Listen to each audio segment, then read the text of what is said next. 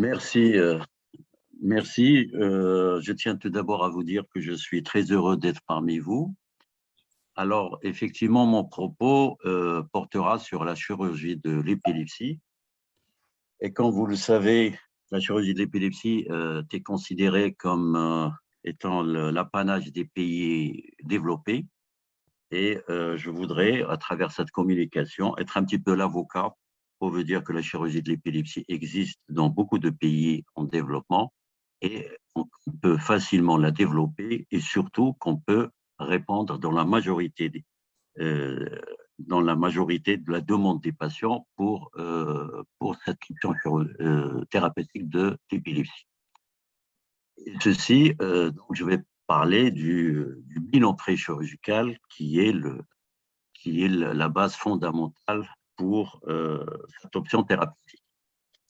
Alors, tout d'abord, quelques chiffres que vous connaissez déjà. Donc, je rappelle rapidement l'incidence de 23 à 53 000 pour 100 000 habitants, la prévalence 4 à 8 pour 1000 habitants. Et comme vous le savez, ces deux indices sont majorés dans nos contrées avec un, avec un gap treatment qui est de l'ordre de 56%.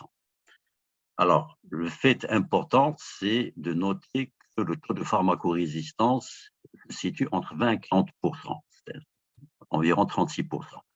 Ce qu'il faut retenir, c'est que c'est un taux échangé depuis 50 ans, malgré toutes les avancées au niveau des médicaments. Tout à l'heure, professeur Kissani, vous avez fait un petit peu la liste. Et donc, ce qui est resté inchangé de pharmacorésistance, c'est ce qui explique l'essor de la chirurgie de l'épilepsie. Et parmi tous ces patients qui sont pharmacorésistants, 25 à 30% peuvent bénéficier de la chirurgie de l'épilepsie. Alors, quelle est la place de la chirurgie de l'épilepsie? Il faut savoir que c'est un traitement efficace, avec peu de risques. Ça, c'est très important de le noter. Il est supérieur au traitement médical. Les résultats sont favorables. Il améliore la qualité de la vie. Et élément très important à noter, il y a une reproductibilité des résultats à travers les séries et les pays, que ce soit les pays pauvres, les pays en développement ou les pays riches développés. Ceci donc a entraîné une augmentation du nombre de l'évaluation préchirurgicale. Cependant, il y a un bémol à tout cela, c'est que le traitement chirurgical est considéré comme dernier ressort. C'est la dernière option, et ceci que ce soit au niveau des pays développés ou des pays en développement. Pour vous donner une idée, aux États-Unis, il faut pratiquement la moyenne pour référer un patient à la chirurgie est de 20 ans. Donc de même, malheureusement, dans notre pays, c'est ça, de nos pays, et ceci a entraîné une stagnation de la croissance de la chirurgie d'épilepsie au cours du temps. Alors, les raisons pour le développement de la chirurgie d'épilepsie dans nos contrées, je passe rapidement. Il y a les arguments pharmacologiques. Alors, vous l'avez compris qu'il n'y a pas d'un antiépileptique miracle. Malgré tout, le nouveau antiépileptique, c'est rare. Un nouveau antiépileptique entraîne une extinction des crises, l'absence de crise. Elle est à peine de moins de 10%. Et puis, il n'y a pas de protocole médical promulgué. Vous avez vu, les prescriptions dépendent de beaucoup d'éléments, parfois même de pays, etc., d'habitudes, etc. Il y a les aspects épidémiologiques. C'est un élément important du moment qu'on se rend compte qu'en fait, la pharmacorésistance est très importante. Et puis, pour ces patients épileptiques pharmacorésistants, la moitié d'entre eux peuvent bénéficier de la chirurgie de l'épilepsie. Les arguments cliniques, c'est la chirurgie de l'épilepsie adresse essentiellement les crises focales, notamment temporales et frontales, qui représentent 30% de l'ensemble des crises. Je vais parler de la supériorité du traitement chirurgical médical, surtout, maintenant, depuis quelques décennies, on a identifié des syndromes hautement chirurgicaux, tels l'épilepsie mésio-temporale avec sclérose hippocampique. On sait c'est pharmacorésistant, on sait que la chirurgie peut avoir un effet très favorable, étant donné que le pronostic se situe entre 70 et 90% des patients qui se retrouvent sans crise. Et puis, il y a des arguments économiques. Une lobectomie, le coût d'une lobectomie est beaucoup inférieur au coût d'un traitement suivi par un patient pendant des décennies. Donc, c'est des éléments qui peuvent entrer en ligne de compte. Mais en fait, la raison principale du développement de la chirurgie des pays en développement, et qui nous incite, c'est la bonne nouvelle, c'est qu'il y a une simplification de l'évaluation préchirurgicale, ceci grâce à des méthodes non invasives que tout le monde maîtrisait dans nos pays, telles les données cliniques, les EEG intercritiques, la vidéo-EEG critique, l'IRM, les tests neuropsychologiques. Alors, j'insiste un seul point, pour que la chirurgie de l'épilepsie se développe dans un pays, il faut implanter des unités de vidéo-EEG. Donc, la chirurgie de l'épilepsie est corrélée au nombre d'unités de vidéo-EEG implantées dans le pays. Alors, si je prends le cas du Maroc, donc, et on prend les chiffres de l'incidence et la prévalence, on prend les chiffres vraiment à minima, on peut considérer qu'au Maroc, il doit y avoir 40 000 patients pharmacorésistants. 3 000 à 6 000 devraient bénéficier d'une évaluation chirurgicale et 750 à 3 000 patients devraient être opérés chaque année. Malheureusement, nous sommes très très loin du compte, mais nous opérons des patients. Alors, pour vous donner une idée sur le nombre de patients opérés, quand on prend les pays développés, vous voyez, aux États-Unis, c'est 3 500 patients par an, la Chine, 2 500 par an, la France, c'est 400 patients par an, essentiellement au niveau du lobe temporal. J'insiste là-dessus. C'est pour cela, je vous dis que avec les méthodes non invasives, on peut répondre à la demande de nos patients parce que c'est souvent au niveau de lobe temporal que ça se passe. Pour les pays en développement, vous avez l'Inde qui opère 500 patients par an. L'Argentine, en 10 ans, ils ont opéré 150 cas. Au Maroc, dans notre hôpital, l'hôpital des spécialités à Rabat, entre 2005 et 2015, nous avons opéré 151 cas, mais il va falloir actualiser ce chiffre. Nous dépassons maintenant 200 de très très loin. Alors, voici comme je vous ai dit tout à l'heure, c'était très bien présenté par notre ami professeur Kissani, donc les antiépileptiques. Donc, il y a eu une flopée à partir des années 2000 de nouveaux antiépileptiques, mais qui n'ont pas résolu tout le problème de la pharmacorésistance. Alors, quand on voit le traitement médical des épilepsies pharmacorésistants, là, dans une étude de SEMA, on voit que, bon, comme on pourrait s'attendre, le traitement répond très, très bien pour les épilepsies idiopathiques, 82%. Par contre, vous voyez, les patients ayant une épilepsie temporale avec sclérose hippocampique, à peine 11% répondent au traitement médical. Les autres épilepsies temporales, 20%, et ainsi de suite.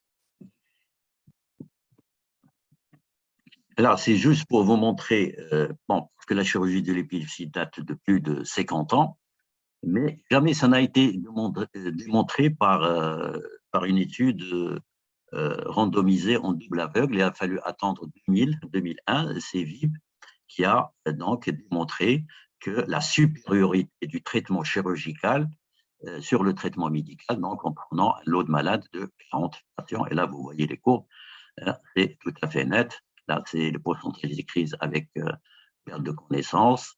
Et ici, quel que soit le type de crise. Donc ici, c'est net. Alors, quelles sont les indications de la chirurgie de l'épilepsie? D'abord, on s'adresse à une épilepsie partielle ou focale. Elle doit être pharmacorésistante, doit être une épilepsie grave dans la mesure, elle peut avoir un retentissement socio-professionnel, familial important.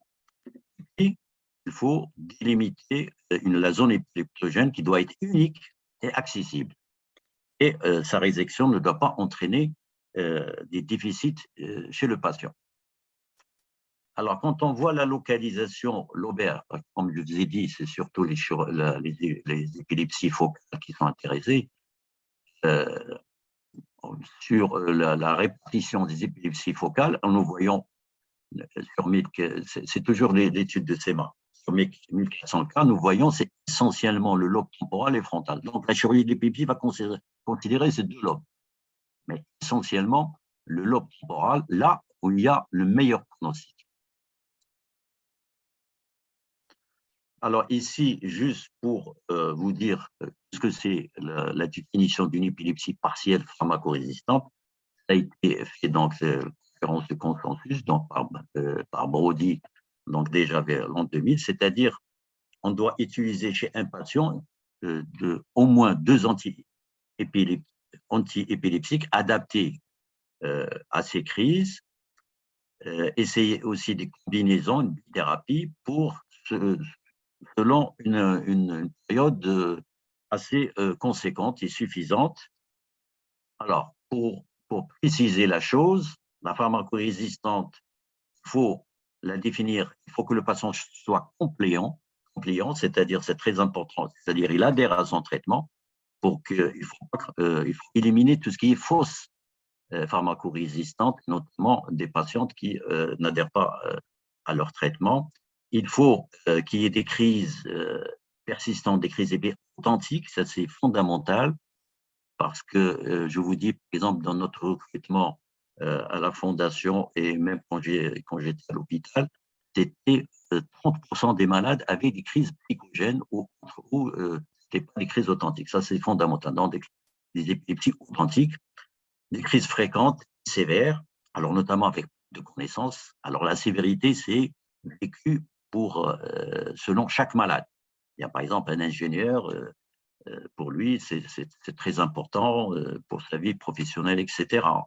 Quand il y a beaucoup de facteurs qu'il faut prendre en charge, en considération, notamment les chutes, les blessures, la perte de connaissance. Alors, on considère qu'il faut traiter au moins 2 ans, pardon, mais en fait, ce délai peut être rapidement raccourci. Par exemple, quand on est devant une épilepsie mésotemporale avec sclérose hypocampique, il faut rapidement envisager un bilan préchirurgical parce qu'on sait que c'est pharmacorésistant. Les enfants, la même chose, parce qu'on connaît tout le retentissement cognitif chez les patients. Et puis, il y a des épilepsies qui engagent le pronostic vital. Notamment, ici, j'ai mis l'exemple de syndrome d'encéphalite de Rasmussen. Donc, il faut là, le bilan préchirurgical, il faut l'envisager rapidement, opérer le malade le plus rapidement possible. Ici, c'est quelque chose de classique, on montre souvent, c'est pour dire que l'échec d'un premier antiépileptique annonce la pharmacorésistante. Ça a été déjà dit par notre confrère tout à l'heure, c'est-à-dire une première, quand on donne devant un patient, quand on donne un premier traitement, il agit dans 35% des cas. Ça ne marche pas, on substitue par un deuxième, on gagne 13%. Quand on passe à troisième ou en bithérapie, on gagne à peine 4%. Les échecs, c'est 36%. Et c'est souvent des crises focales. Alors, si on prend l'épilepsie temporale, qui est notre sujet, parce que la chirurgie de l'épilepsie, on va le voir, c'est surtout le lobe temporal. L'installation de la pharmacorésistante est l'un des moyens de 9 ans. Alors, chez les patients pharmacorésistants, et ça c'est dans notre pratique, on le voit souvent, il y a parfois des rémissions. Il faut savoir qu'ils ne sont pas durables. Il y a aussi, tout le monde, il y a ce marqueur clinique qui est très important, c'est la périodicité des crises. Les malades qui vous disent, chez moi, les crises surviennent en cluster. Donc, ces rémissions, parfois, ils sont recherchés par les médecins. En plus, maintenant, ils ont à leur disposition beaucoup d'antiépileptiques. Ce qui fait qu'il y a l'effet placebo qui joue aussi. Alors, tout cela vous fait comprendre pourquoi les patients sont référés à des centres de chirurgie de l'épilepsie de façon très tardive, que ce soit dans les pays riches ou dans les pays en développement. Conséquences de la pharmacorésistance, vous les savez, vous les connaissez. J'insisterai dans les troubles, l'altération cognitive chez l'enfant, l'hyperactivité et le trouble de l'attention. L'élément important, c'est la comorbidité psychiatrique, notamment la dépression, qui peut être présente chez les patients entre 20 et 55% des cas. Il y a la surmortalité qui était déjà mentionnée.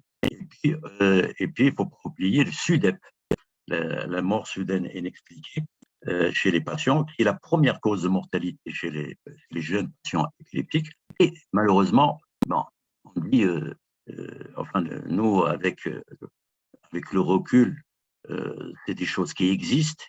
Et dans la carrière d'un épileptologue, pratiquement tous les 5 ans, il voit des patients qui meurent. Et puis, c'est une question très, très cruciale que souvent, on ne la soulève pas chez les patients. Mais il faut savoir que c'est un risque. Et ça peut également être un élément pour aller proposer, pour la prophylaxie des SUDEP, c'est la chirurgie de l'épilepsie est un élément. Alors, l'évaluation préchirurgicale, elle dépend, le succès de la chirurgie dépend de la précision, de la localisation, de la latéralisation du foyer épileptogène. Il ne faut pas oublier, c'est une chirurgie fonctionnelle. Donc, il faut prendre tout son temps. Comme on dit que la chirurgie de l'épilepsie, c'est comme l'aviation. Hein, il faut prendre beaucoup de son temps, faire une bonne évaluation avant de décoller. Et, alors, la procédure chirurgicale va dépendre du patient, bien sûr, de la pathologie qu'il présente, et aussi des équipes, des moyens disponibles. Il y a des équipes qui développent, par exemple, ils ont une grande expertise dans la vidéo-EG, et puis, élément très important, ça dépend de la pathologie présentée. Par exemple, une épilepsie lésionnelle va demander beaucoup moins de moyens que, par exemple, une épilepsie pharmacorésistante, une non lésionnelle avec une IRM normale. Alors, c'est pour cela que les moyens d'identification sont très, très nombreux et vont dépendre un petit peu des équipes et aussi de la richesse d'un pays. Par exemple, il y a des éléments comme par exemple la stéréoélectroencéphalographie, ça demande des moyens et des équipes très sophistiquées. Alors, l'objectif du bilan chirurgical, c'est tout d'abord établir le diagnostic de crise épileptique. Ça, c'est très important, il ne faut pas se tromper. Que c'est toujours la même crise où il y a différents types de crises, etc. Il faut identifier de façon précoce les candidats potentiels, limiter la zone épileptogène, sélectionner les meilleurs candidats, c'est-à-dire les patients qui ont une bonne corrélation entre la clinique, l'EEG et la lésion éventuelle au niveau de la radiologie. Et puis, assurer qu'il n'y aura pas de conséquences après chirurgie. Alors, pour cela, donc on parle de zone épileptogène. Alors, ça, la zone épileptogène, c'est un élément très important à considérer. Il faut savoir tout de suite qu'il n'existe pas actuellement un examen complémentaire pour définir la zone épileptogène. C'est-à-dire, il n'y a pas une radio, etc. Donc, on va solliciter beaucoup d'examens pour se faire une idée de la zone épileptogène en sachant que la crise, elle a un début et une fin et elle diffuse à travers le cerveau en allant d'un endroit à un autre et justement en analysant cette diffusion et cette propagation de cette décharge qu'on va se faire une idée sur la zone épileptogène. Alors pour cela, on a défini un certain nombre de zones, donc le zone des débuts de la crise, donc c'est le signal, ça peut être clinique. Donc, par exemple, une crise qui commence par une gêne épigastrique, on sait que c'est maintenant, parce qu'on a beaucoup validé beaucoup de symptômes, on sait que c'est temporal interne. Mais ça peut être ailleurs.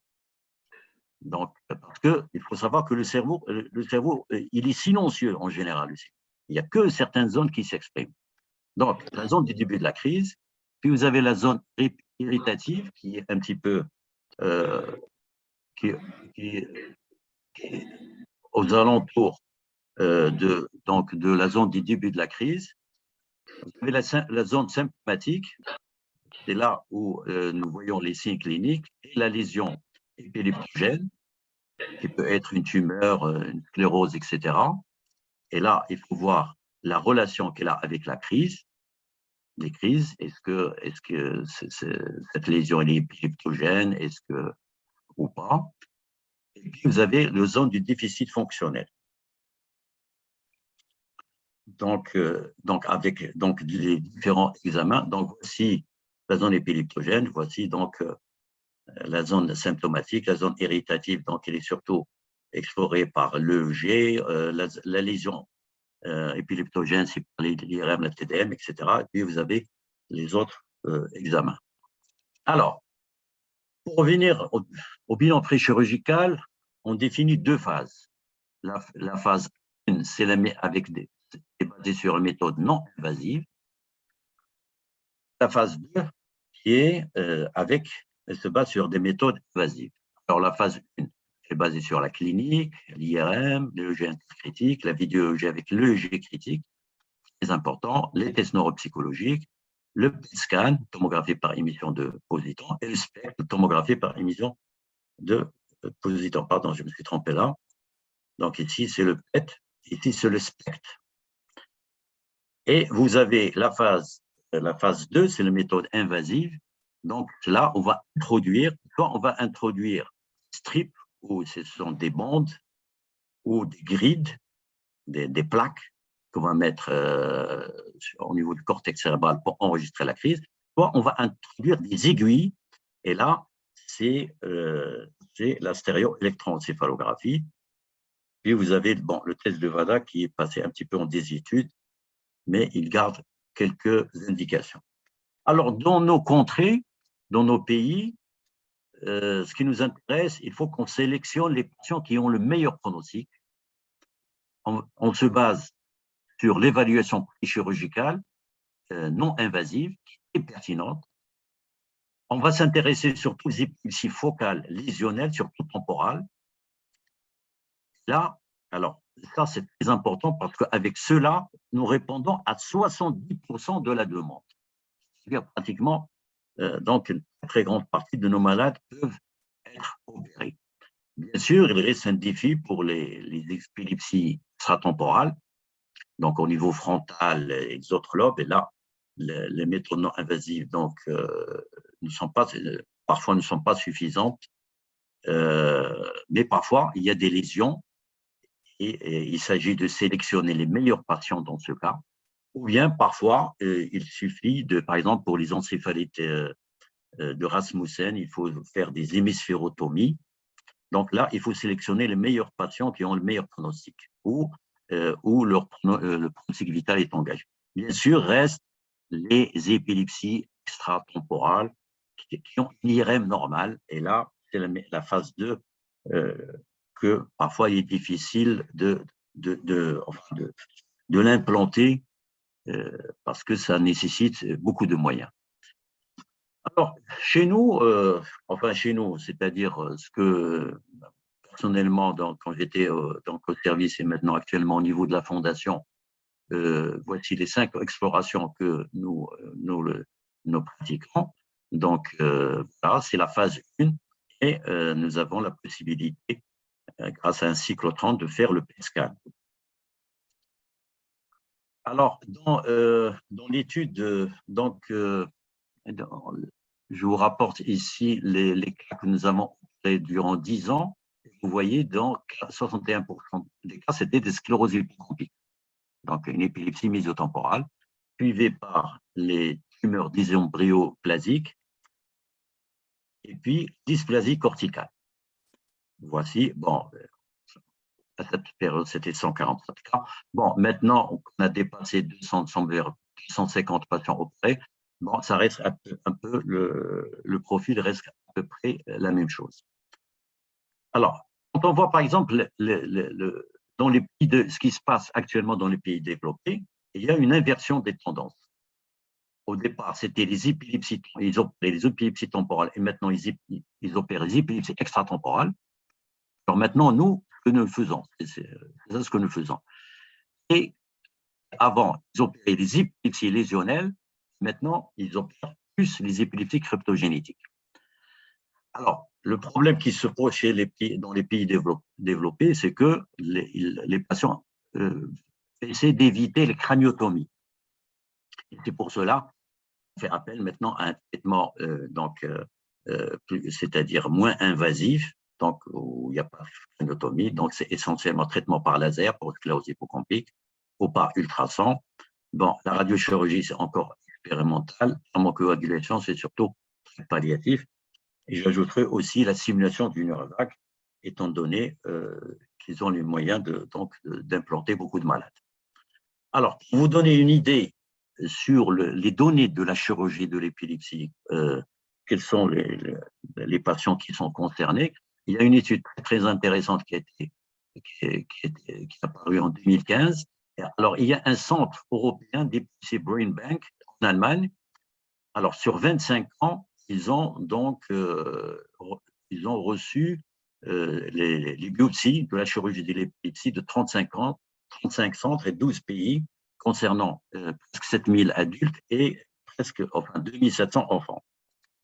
Alors, comme vous voyez, les trois étiologies fréquentes chez eux, 60% des cas, c'est la même chose que chez nous, dans les pays. C'est-à-dire, c'est pour ça, au début, j'ai parlé que les séries se ressemblent, quels que soient les pays. La sclérose hypocampique en premier, suivi des ganglions et les dysplasies corticales focales en troisième position. Et là, vous voyez le pronostic, l'absence de crise sur un an, 67%, etc. Si on prend les enfants, les trois étiologies les plus fréquentes, alors c'est le contraire. C'est les dysplasies corticales focales qui sont en premier, qui ont un très bon pronostic, puis suivi par les tumeurs, et puis en troisième position, les scléroses hypocampiques. Alors voici donc, ça c'est le syndrome phare de la chirurgie de l'épilepsie, que vraiment toute équipe qui s'adonne à cette spécialité de maîtrise le plus, parce que c'est le plus fréquent, d'autant plus que, comme vous le savez, dans nos pays, les convulsions fébriles sont très très fréquentes, donc on doit avoir énormément de ce syndrome. C'est le syndrome mésio-temporal avec sclérose hypocampique, vous le connaissez, donc un facteur déclenchant souvent c'est des convulsions fébriles, au cours de l'enfance. Puis il y a début des crises de deuxième enfance avec une phase de rémission, et puis réapparition des crises qui deviennent pharmaco-résistantes. Et puis l'IRM, il y a sa sclérose hypocampique. La chirurgie, on fait une lobectomie, et le patient est guéri. Alors au cours du bilan préchirurgical, donc, on se base sur des choses simples. Tout d'abord, les données cliniques qui sont fondamentales. Et tout d'abord, il faut envisager beaucoup de consultations. Comme je l'ai dit, il faut beaucoup de temps. C'est très chronophage parce que c'est très important de préciser le type de crise, le nombre de crises, etc. Comme vous le savez, les patients, parfois, ils ont beaucoup de temps pour un petit peu reconstituer leur histoire. Et puis, c'est des crises qui évoluent depuis très, très longtemps. Il faut faire un petit peu le tour de la question. Alors, on recherche les antécédents de convulsions fébriles, traumatiques graves, de méningo-encéphalie, ça c'est très important, parce que quand on a, par exemple, des antécédents de méningite, d'encéphalite, etc., ça voudrait dire qu'il y a un risque qu'il y ait plusieurs foyers épileptogènes. Donc, il faut se méfier à opérer un malade qui a ce type d'antécédents, préciser le début de crise, et puis la description de la crise, toujours avant, pendant et après.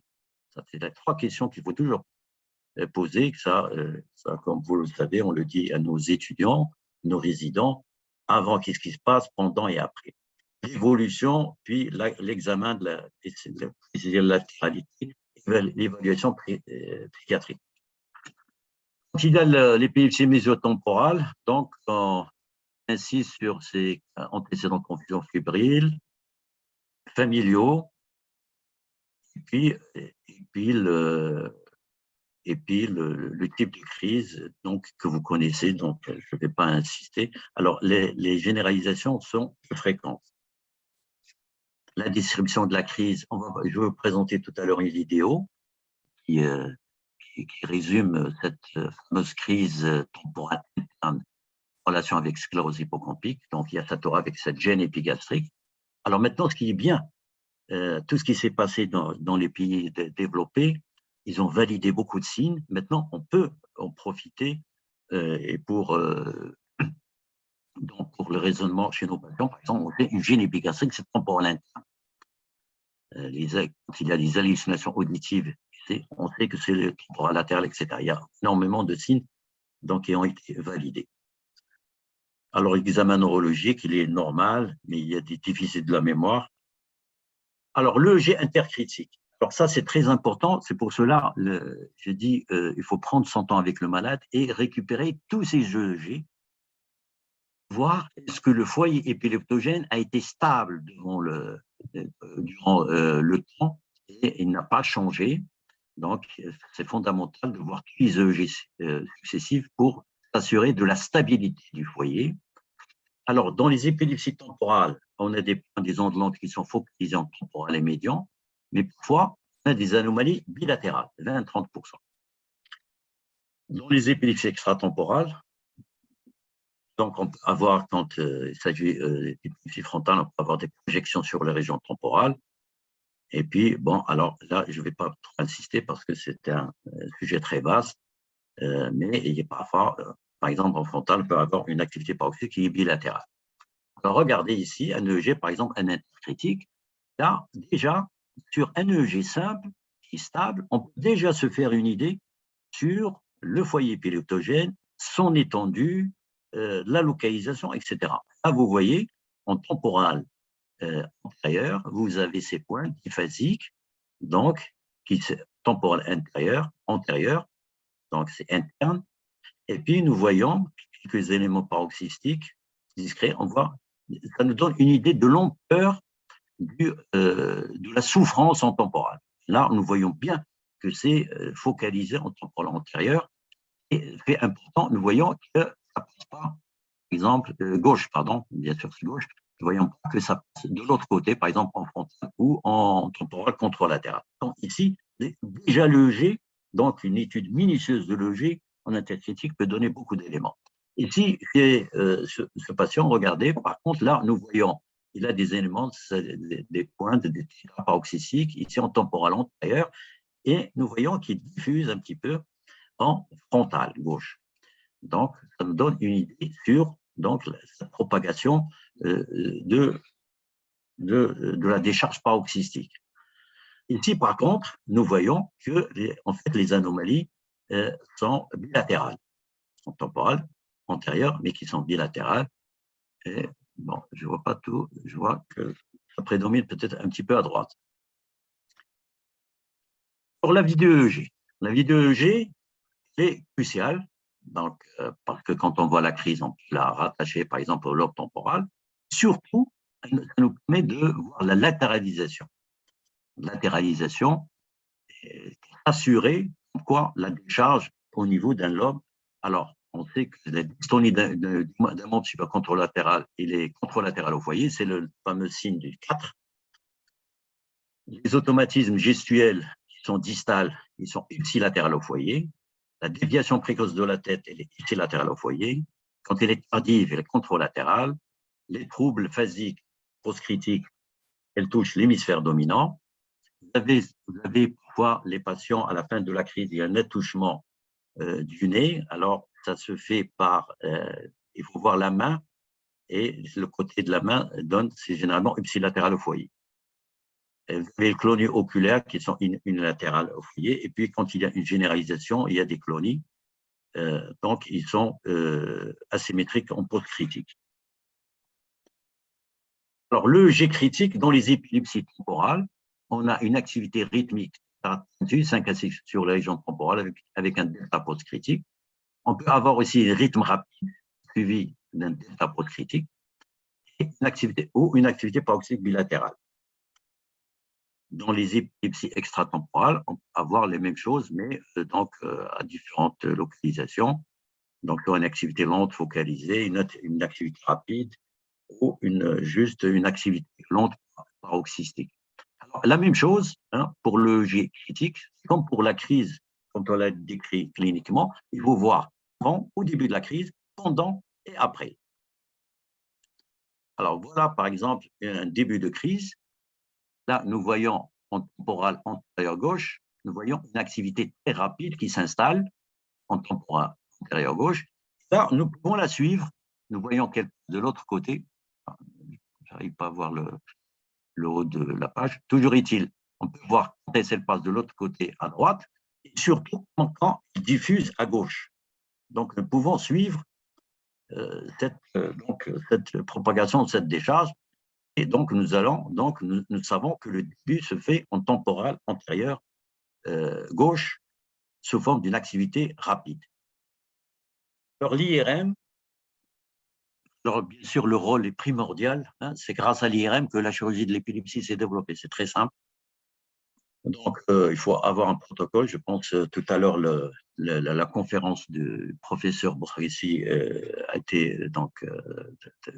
a montré toutes les facettes de l'apport de l'IRM au cours de l'épilepsie.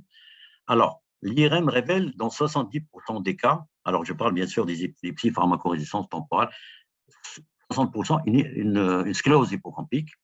Dans les autres cas, elle peut avoir un cavernome, un gliome de Bagrad, une dysplasie, une tumeur, une dinette, tumeur, disons, plastique, etc. En 30% des cas, l'IRM peut révéler normal. Mon message, tout de suite, je vous le dis, il ne faut jamais accepter une IRM normale chez un patient pharmacorésistant temporal. Parce que souvent, il faut toujours orienter le neuroradiologue, il faut revoir les images, il faut faire une lecture attentive, et toujours, c'est pour ça qu'ils font une grande collaboration avec le neuroradiologue. Ça permet de trouver une étiologie à ces épilepsies pharmacorésistantes. Alors voici, donc Mme Bourgessi vous a montré déjà de très belles images, une sclérose hypocampique. Et si vous voyez une sclérose hypocampique bilatérale, alors vous voyez que c'est difficile, qui semble un petit peu prédominer avec vu l'atrophie à gauche. Ici, nous voyons une dinette en temporal droit. Alors, nous avons la chance aussi à l'hôpital d'avoir donc l'IRM fonctionnel, donc qui a des apports certains pour le bilan préchirurgical, notamment, elle permet de localiser les ondes de langage et de motricité. Cela nous permet de voir les rapports de la lésion avec les aires spécifiques. Et puis, quand en voyant une lésion, nous voyons est-ce qu'il y a du tissé fonctionnel. Alors, l'IRM fonctionnel a permis de chuter la pratique du test là, mais il est utilisé par certaines équipes, pas dans notre contexte, par exemple, pour voir pour voir l'étude de la mémoire et aussi du langage. Alors ici, je vous présente voici une dysplasie focale en pré-rolandique. Alors, elle était à gauche, donc c'était au niveau d'une zone éloquente, donc la chirurgie risquait d'entraîner des déficits. Alors, l'IRM fonctionnel permettait d'objectiver que la zone du langage est un petit peu lointaine, elle n'est pas lointaine au niveau de la dysplasie. Et puis, élément important, au niveau de la dysplasie, il n'y a pas d'autres éléments. Alors, les tests neuropsychologiques, alors ils aident la localisation et la latéralisation, et notamment le risque post-opératoire concernant la perte de la mémoire, comme vous le savez. Alors, surtout quand vous opérez des gens qui ont fait des études supérieures, des intellectuels, etc. Donc, c'est très important dans notre contexte de prendre en considération le risque cognitif concernant la mémoire. Alors, de façon… Excusez-moi, j'entends des voix. Est-ce que je peux continuer?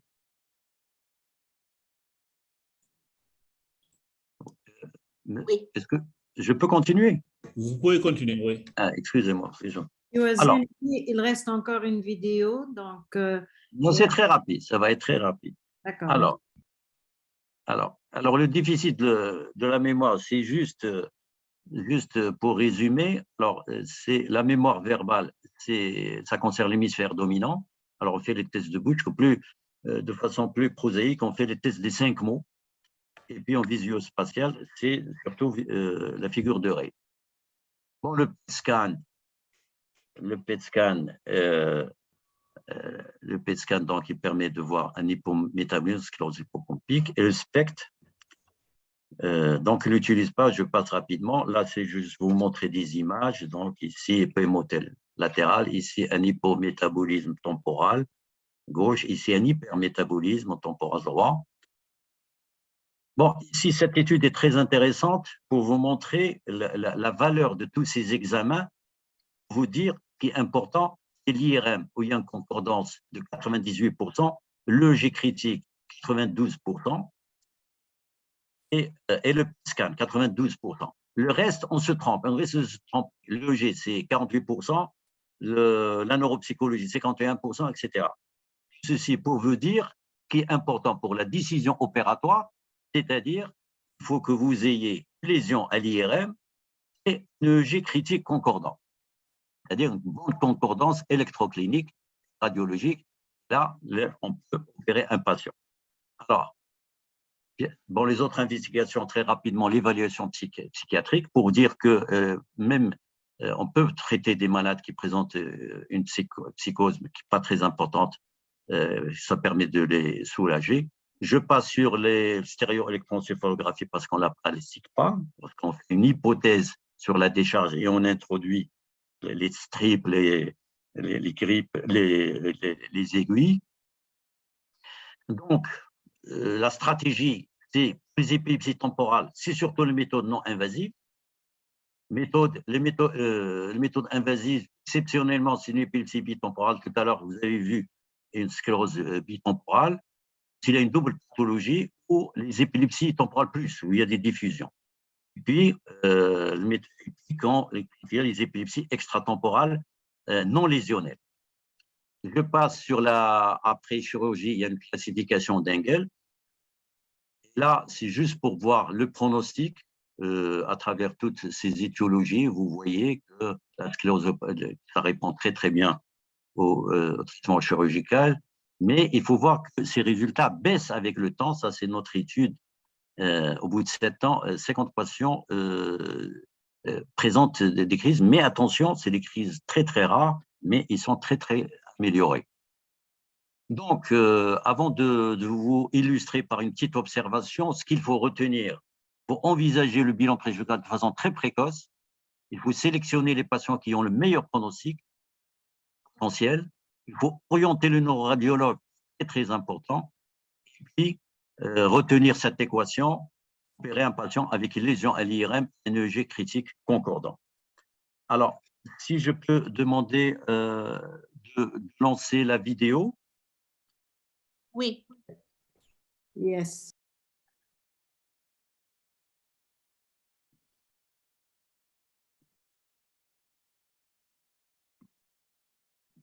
Alors, voici une patiente qu'on a opérée, qui va très très bien, qui a été guérie, et c'est l'exemple qui doit être fait dans les pays en développement.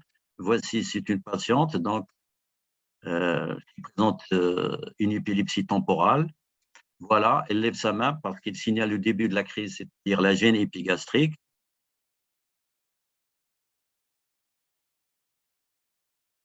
Voilà, elle lève sa main, elle la signale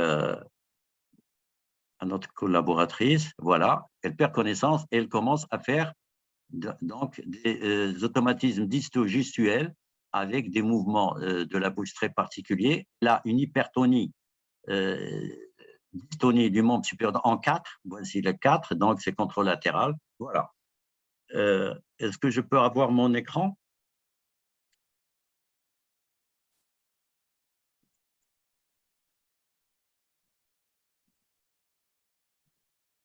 Est-ce que je peux revenir à mon écran? Oui, il faut. Oui. Alors, donc cette patiente, donc ça va être très rapide, rassurez-vous.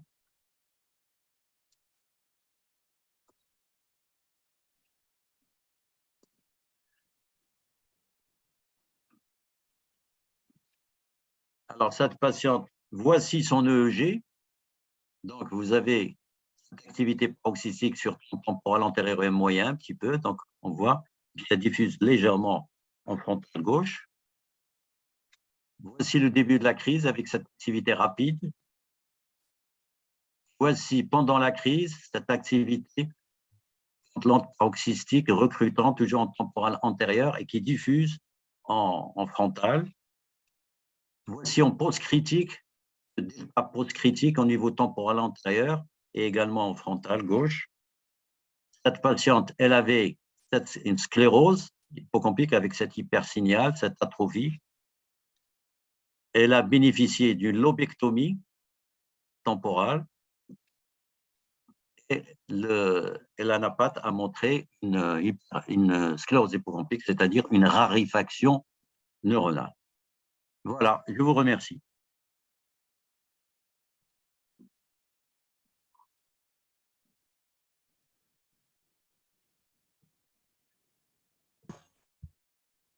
Merci, professeur Ouzani.